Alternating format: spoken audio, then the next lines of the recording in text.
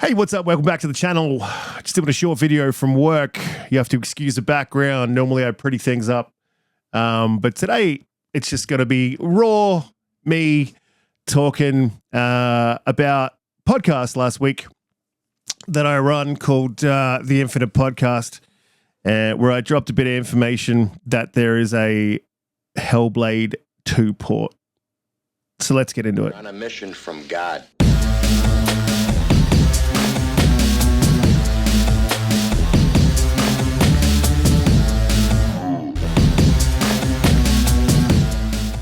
So look, I just want to address a few things around this this port and some of the narratives that form,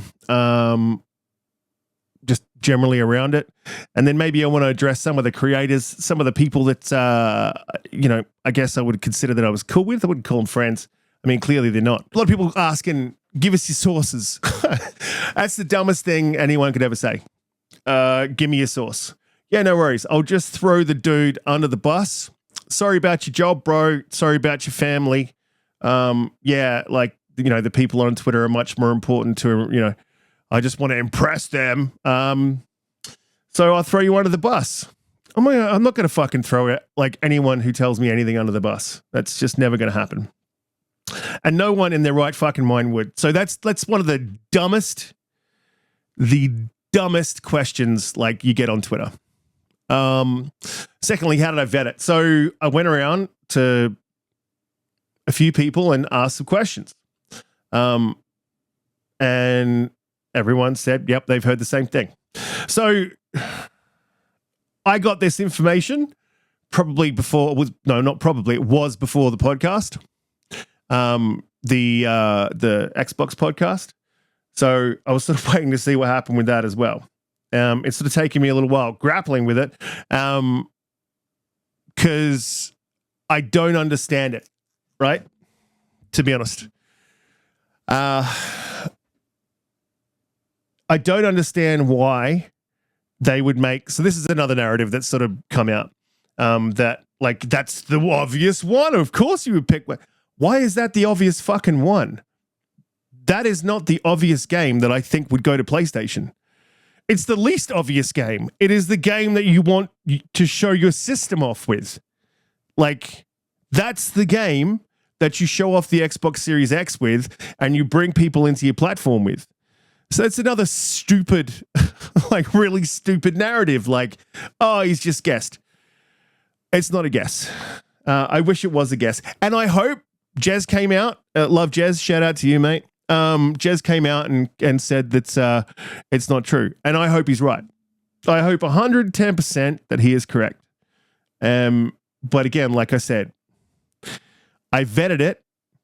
I couldn't vet it anymore if I went and knocked on Xbox's door and asked them directly, which they wouldn't tell me anyway. I got to ask, like, how is this the most obvious fucking game? Like, it's the least obvious. It's a single player over-the-shoulder action adventure.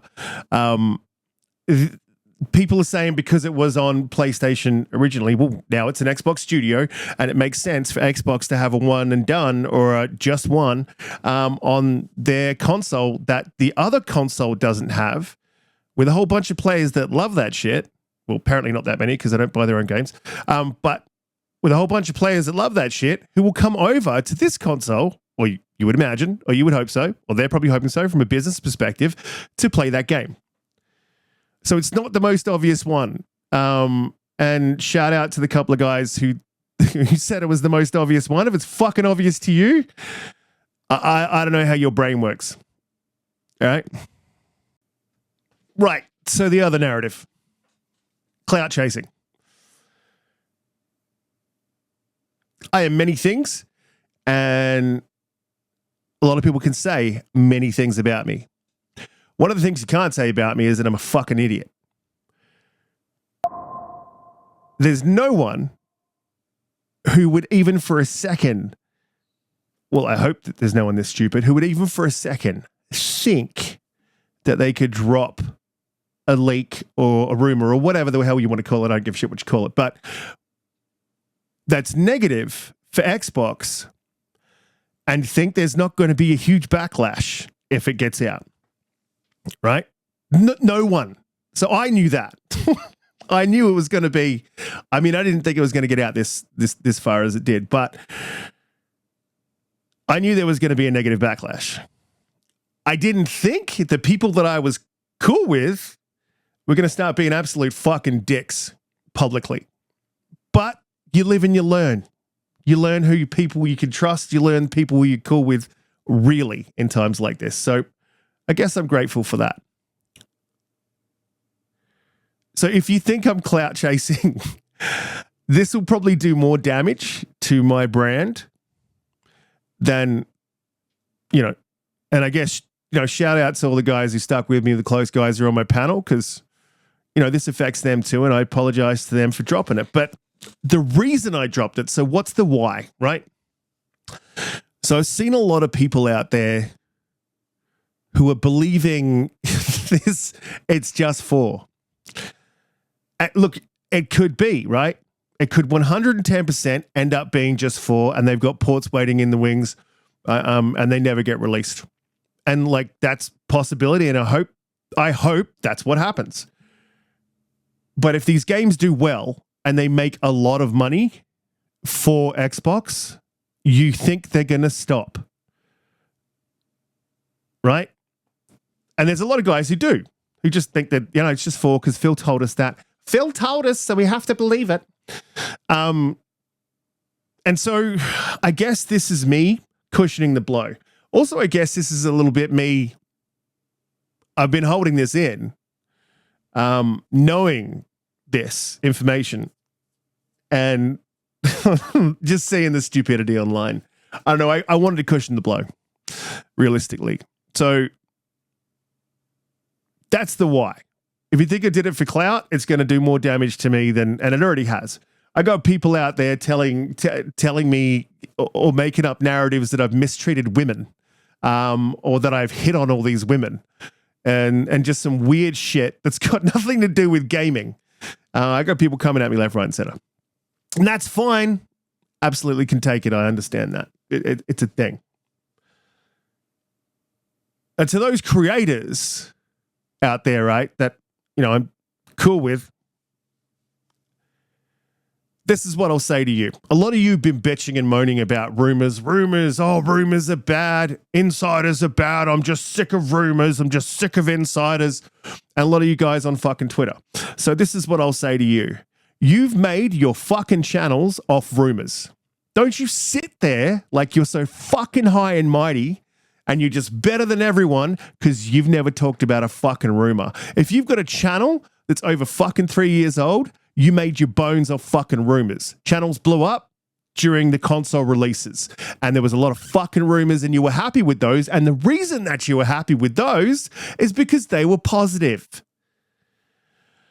So don't get yourself twisted up and speak bullshit to your fucking audience. And I'll say something to your audiences too, and those guys who are flipping out about fucking insiders. If you're going to these podcasts and you're listening in every week, you listen into fucking rumors, and you're happy to do so as long as they're positive.